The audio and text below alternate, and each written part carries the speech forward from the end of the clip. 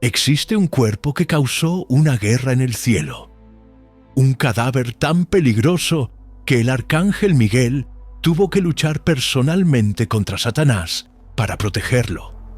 Y ese cuerpo perteneció al hombre que liberó a Israel. Y si no conoces esta historia completa, estás perdiendo la clave que explica por qué algunos cuerpos nunca pueden ser encontrados. Y por qué el enemigo estaba desesperado por poseer este en particular.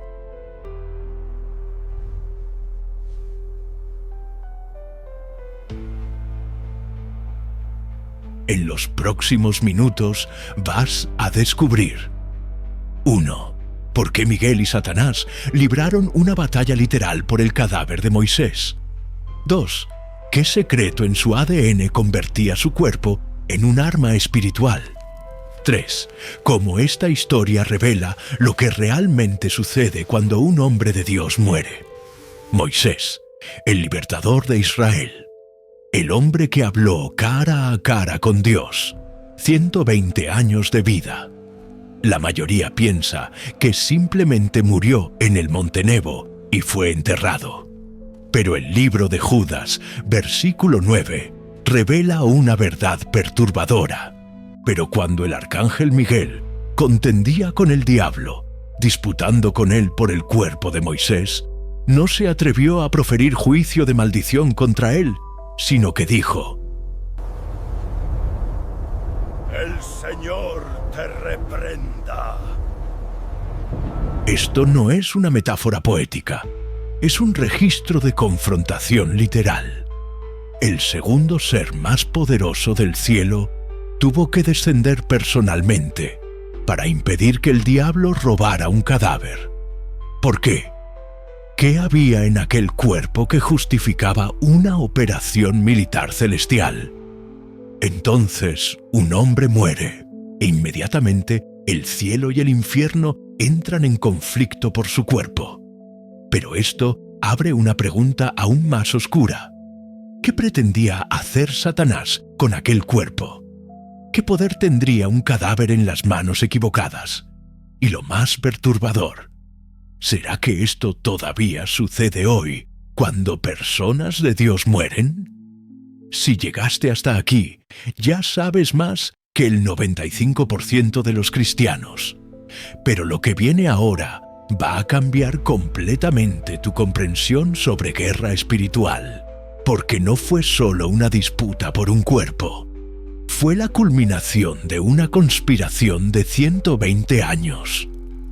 Para entender esto, necesitamos volver al principio, al momento exacto en que el destino de Moisés fue sellado, y por qué desde su nacimiento él ya era un objetivo. ¿Por qué el cuerpo de Moisés era diferente de cualquier otro cuerpo humano que haya existido? La respuesta no está solo en quién fue él, sino en cómo vivió. Porque Moisés no fue un hombre común que tuvo experiencias extraordinarias. Fue un hombre cuyo cuerpo fue literalmente transformado por la presencia de Dios de formas que la ciencia nunca podría explicar. Éxodo 34 registra algo que la mayoría de las personas lee y no comprende la magnitud. Cuando Moisés descendió del monte Sinaí, después de 40 días en la presencia de Dios, su rostro estaba resplandeciente. No es lenguaje poético. El texto hebreo usa la palabra karán, que significa literalmente emitir rayos de luz. Su rostro brillaba con tanta intensidad que el pueblo no podía mirarlo. Moisés tuvo que usar un velo. Piensa en esto: un ser humano irradiando luz física. Esto no es normal. Esto no es biología estándar. Algo había cambiado en su estructura celular, pero no fue solo el rostro.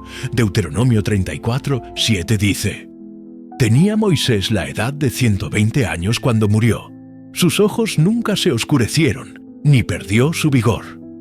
A los 120 años, una edad en que la mayoría de los humanos ya estarían en la sepultura desde hace décadas.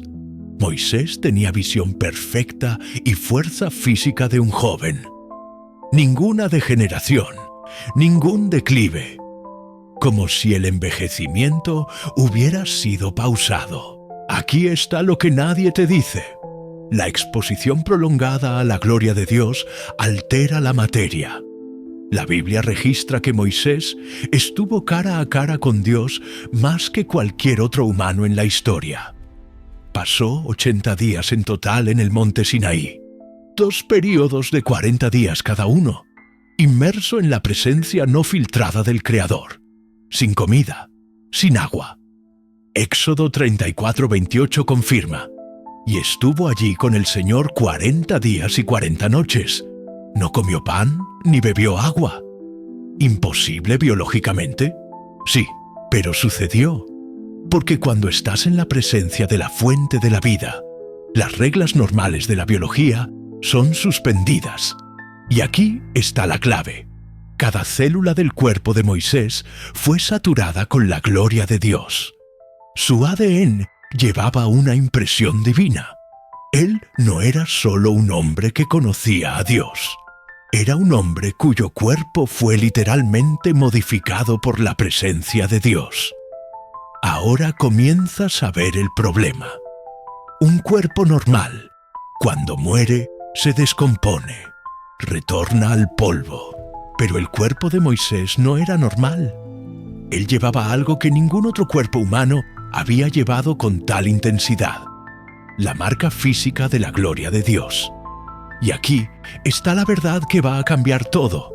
Satanás no quería solo el cuerpo de Moisés por venganza.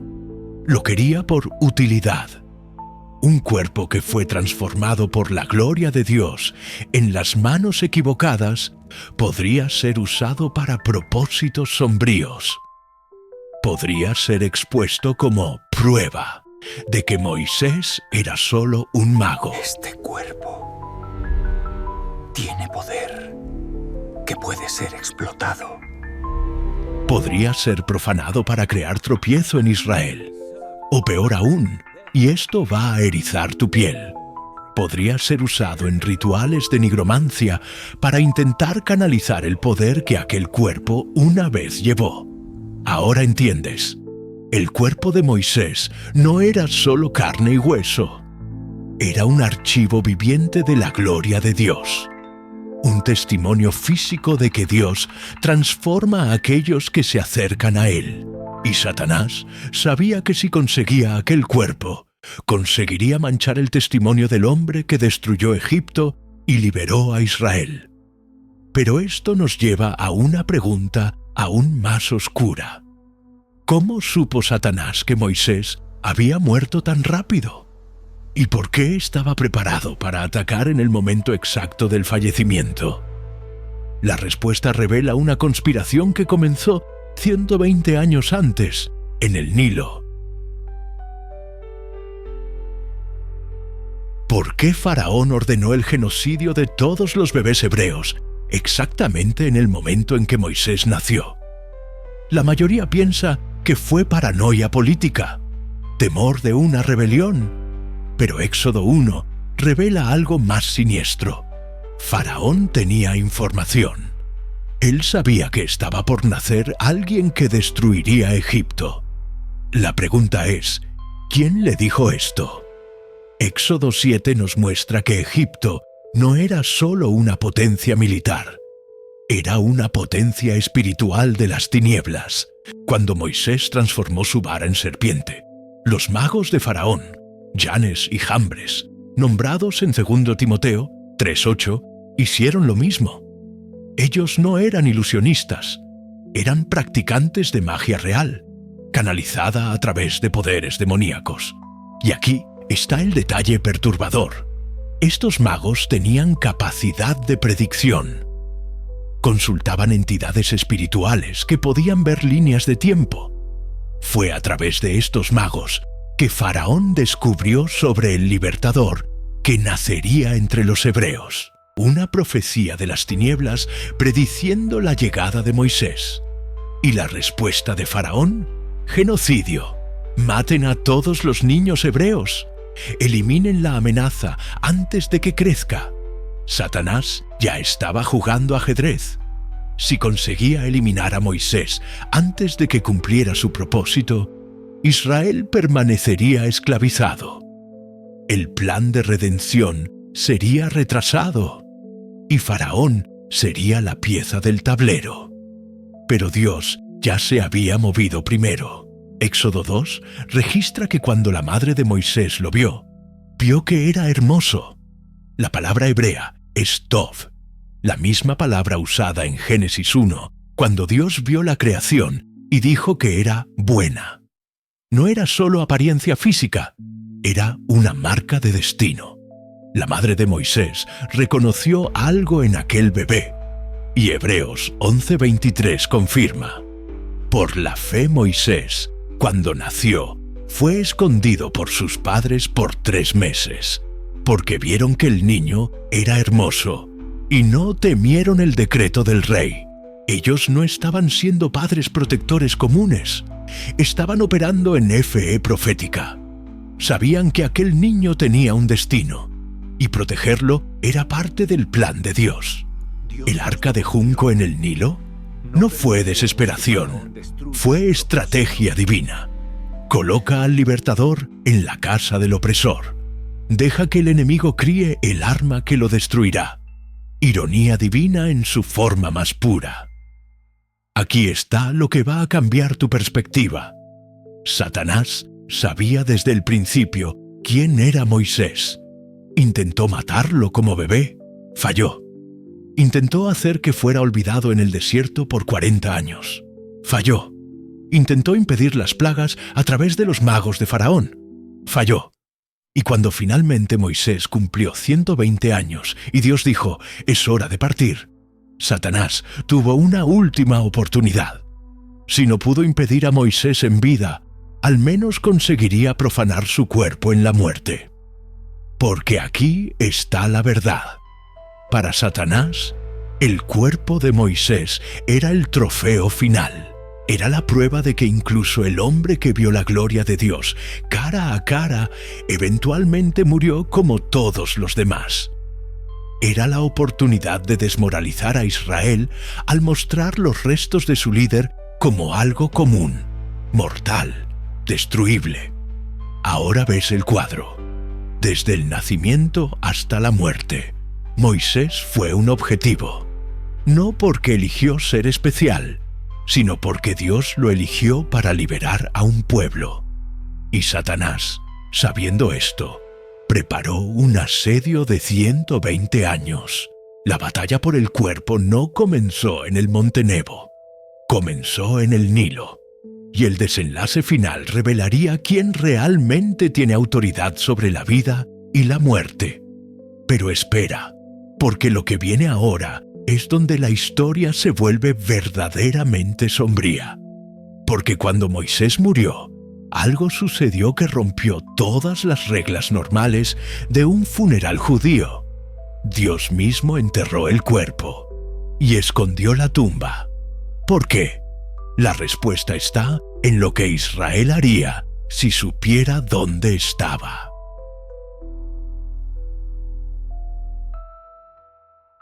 ¿Por qué Dios personalmente enterró a Moisés y escondió el lugar del sepulcro?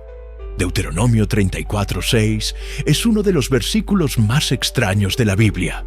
Y lo enterró en el valle, en la tierra de Moab, enfrente de Bet-peor, y nadie conoce hasta hoy el lugar de su sepultura.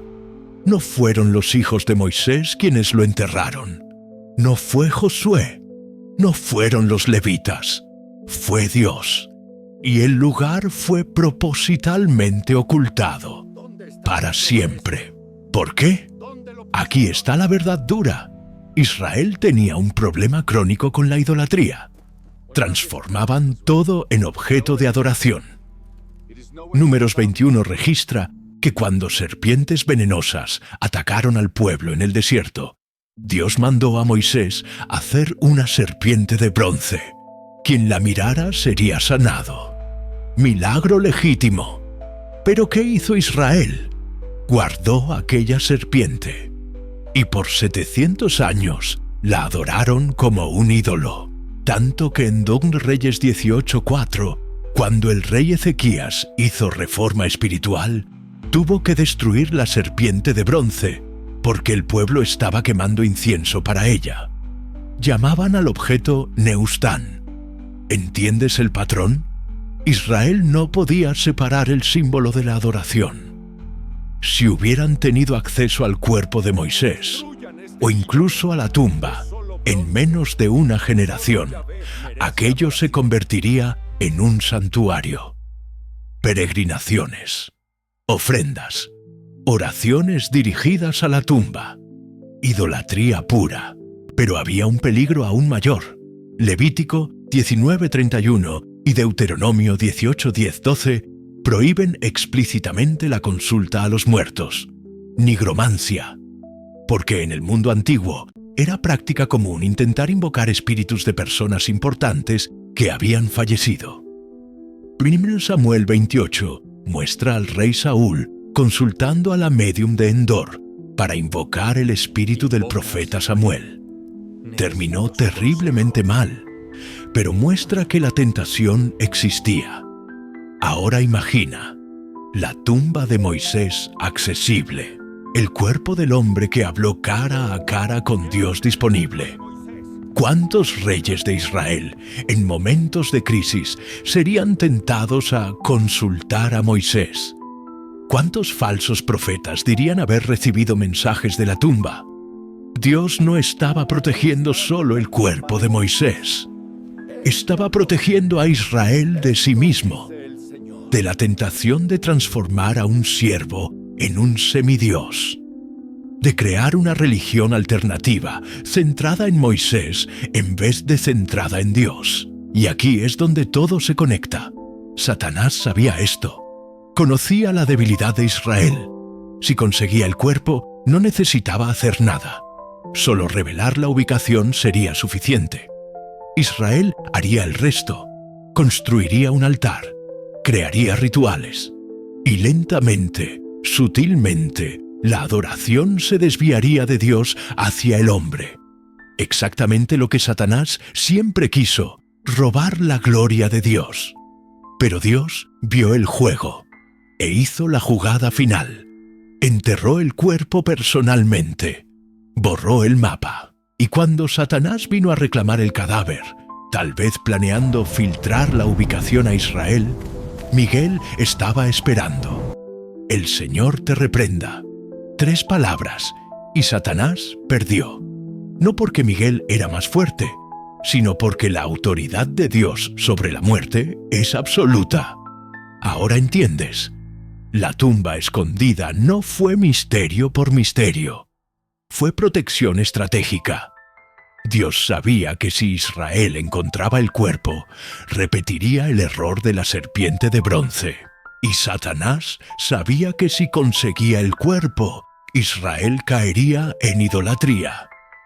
Pero Dios se movió primero. Enterró a Moisés él mismo y designó a Miguel como guardián. El cuerpo estaba seguro y el plan del enemigo destruido. Pero hay una pregunta que todavía necesita ser respondida. ¿Por qué Miguel específicamente?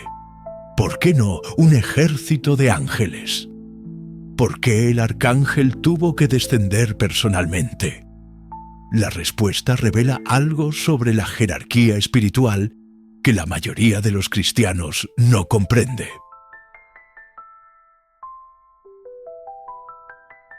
¿Qué revela el nombre Miguel sobre por qué él específicamente luchó por Moisés?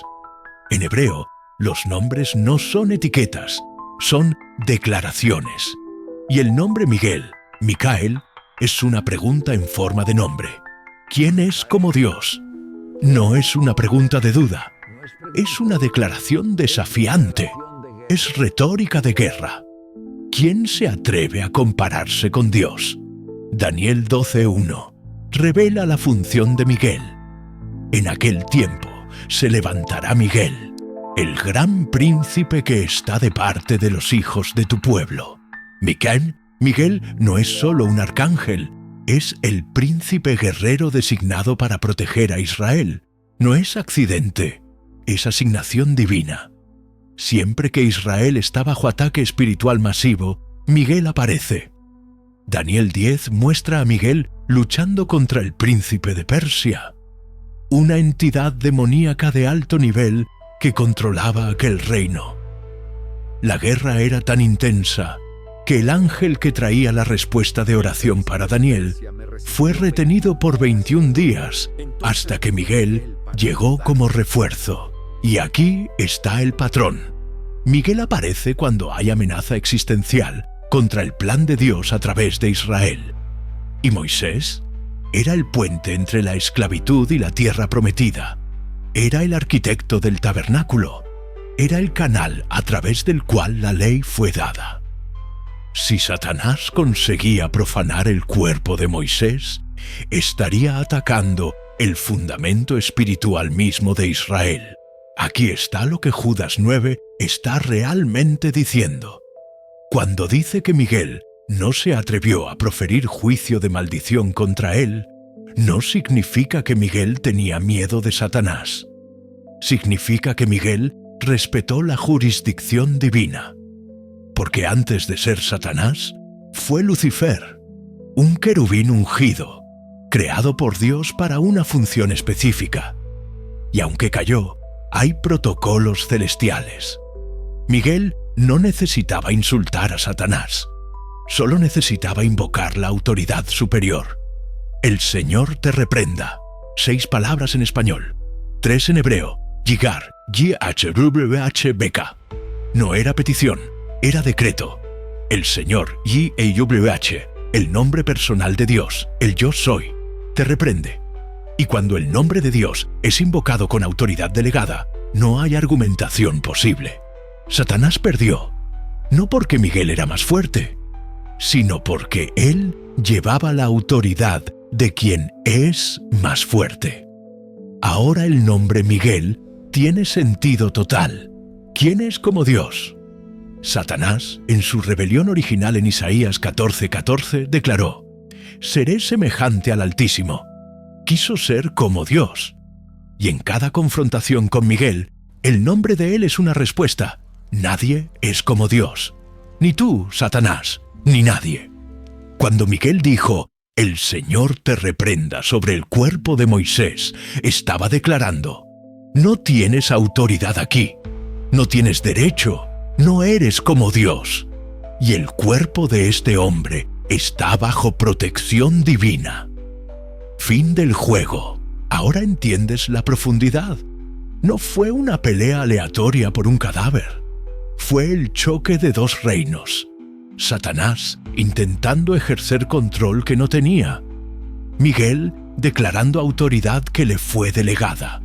Y en el medio, el cuerpo de un hombre que vivió tan cerca de Dios que hasta su muerte necesitó intervención angelical. El nombre Miguel hace la pregunta. La victoria da la respuesta. Nadie es como Dios. Pero hay una pieza final del rompecabezas, una revelación que conecta todo y muestra por qué esta historia importa para ti hoy. Porque no fue solo sobre Moisés, fue sobre lo que sucede cuando un cuerpo lleva la gloria de Dios. ¿Y por qué algunos cuerpos nunca pueden pertenecer a las tinieblas? ¿Cuál era el verdadero propósito de esconder el cuerpo de Moisés? No era solo proteger a Israel de la idolatría. No era solo impedir que Satanás profanara el cadáver. Era establecer un patrón, un precedente sobre lo que sucede con aquellos que llevan la presencia de Dios. 1 Corintios 6:19 declara: ¿O ignoráis que vuestro cuerpo es templo del Espíritu Santo? No es lenguaje poético. Cuando recibes el Espíritu Santo, tu cuerpo literalmente se convierte en habitación de Dios. Y así como el tabernáculo no podía ser profanado, así como el templo era territorio sagrado, tu cuerpo también lo es. Moisés vivió bajo el antiguo pacto. No tenía el Espíritu Santo habitando en él permanentemente, pero tuvo algo que nadie más tuvo: exposición directa y prolongada a la gloria manifiesta de Dios. Su cuerpo fue santificado, apartado, marcado, y cuando murió, Dios dijo: «Este cuerpo es territorio sagrado, y yo voy a protegerlo». Pero aquí está el misterio final. Judas 9 no dice que Satanás quería destruir el cuerpo. Dice que disputaba. Estaba argumentando. ¿Sobre qué? La tradición judía sugiere que Satanás estaba argumentando que Moisés no merecía honra especial porque había cometido pecado. Específicamente, golpear la roca en vez de hablarle en Números 20. Pero hay otra teoría más profunda. Satanás sabía que aquel cuerpo sería resucitado. Mateo 17 registra la transfiguración. Jesús llevó a Pedro, Santiago y Juan al monte. ¿Y quién apareció conversando con Jesús? Moisés y Elías. Elías nunca murió. Fue arrebatado en un carro de fuego. Pero Moisés murió y apareció en cuerpo glorificado. Algunos teólogos creen que Dios resucitó a Moisés específicamente para aquel momento. Y si es verdad, Satanás perdió doblemente. No consiguió el cuerpo cuando Moisés murió, y no pudo impedir la resurrección. Aquí está la verdad final que une todo. Si perteneces a Cristo, tu cuerpo ya no pertenece a las tinieblas. Nunca, ni en vida ni en muerte. Romanos 8:11 promete: «Y si el espíritu de aquel que levantó de los muertos a Jesús mora en vosotros, el que levantó de los muertos a Cristo Jesús también vivificará vuestros cuerpos mortales». Lo que sucedió con Moisés fue un adelanto, un tráiler, una demostración de lo que Dios hará con todos sus hijos. Tu cuerpo puede ser débil ahora, puede estar enfermo, puede envejecer, pero un día, así como Moisés, así como Jesús, serás resucitado, y ningún poder de las tinieblas podrá impedir eso. La batalla por el cuerpo de Moisés no fue solo sobre un hombre, fue sobre establecer autoridad. Los cuerpos que llevan la presencia de Dios pertenecen a Dios, en la vida y en la muerte. Y ninguna fuerza del infierno puede cambiar eso. Déjame mostrarte el cuadro completo. Un hombre cuyo cuerpo fue transformado por la gloria de Dios, que desde el nacimiento fue objetivo de una conspiración para destruirlo, cuyo cadáver era tan importante que Dios personalmente lo enterró. Un cuerpo tan peligroso en las manos equivocadas que el arcángel Miguel tuvo que luchar contra Satanás para protegerlo. Una tumba escondida para siempre para impedir idolatría. Y una resurrección que provoque la muerte no tiene la última palabra. ¿Ves el diseño? Y aquí está lo que nadie te dice. Esta misma batalla sucede hoy. No por cadáveres literales, sino por vidas. Cuando te entregas a Cristo, Satanás pierde la propiedad de tu cuerpo. Y él odia eso. Entonces intenta de todas las formas profanar el templo. Adicciones, inmoralidad, autodestrucción. Pero 1 Pedro 1:5 declara que eres guardado por el poder de Dios. Así como Miguel guardó el cuerpo de Moisés, el Espíritu Santo te guarda a ti. El enemigo puede atacar, puede intentar, pero no puede tenerte. Porque fuiste sellado, marcado, comprado con sangre. Hoy descubriste que el cuerpo de Moisés causó una guerra en el cielo. Ahora sabes por qué. No era solo carne y hueso, era territorio consagrado, propiedad divina. ¿Y tu cuerpo? Es lo mismo. La pregunta no es si el enemigo va a intentar reclamarte. Lo hará. La pregunta es: ¿vas a recordar a quién realmente perteneces?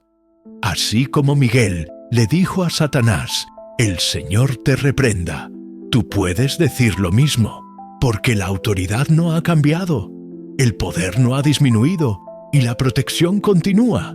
Moisés fue escondido en el Nilo, fue protegido en el desierto, fue preservado en la muerte y un día fue resucitado. Tu historia no es diferente. Tú también estás protegido. Tú también serás resucitado. Y ninguna fuerza del infierno puede cambiar ese destino. Miguel no venció porque era más fuerte que Satanás. Venció porque llevaba la autoridad de quien es más fuerte. ¿Y tú? Llevas la misma autoridad. Úsala.